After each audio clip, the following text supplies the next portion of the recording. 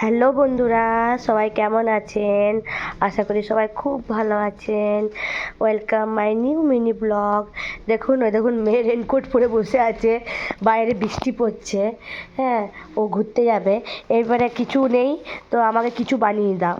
এবার সব সময় তো ঘরে কিছু বানানো সম্ভব নয়, তাই জন্য আমি বাচ্চাদের জন্যে মল থেকে কিছু জিনিস এনে রেখে দিই। দেখুন, আমার এগুলো আনাই থাকে। মাকেন,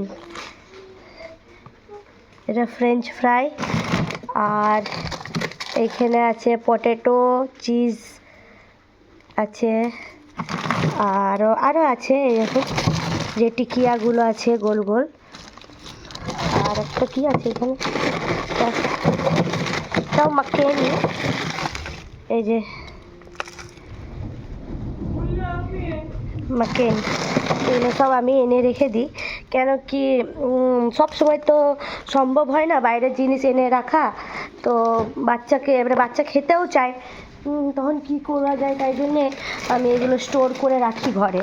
এই যে এইসব স্টোর করে রাখি। বাবু, ফ্রিজটা বন্ধ করে দাও। এই যে বৃষ্টি পড়ছে, এবারে ওর এখন এটা ওটা খেতে ইচ্ছা করছে, তো এবারে বাইরে তো গিয়ে আনা সম্ভব নয়।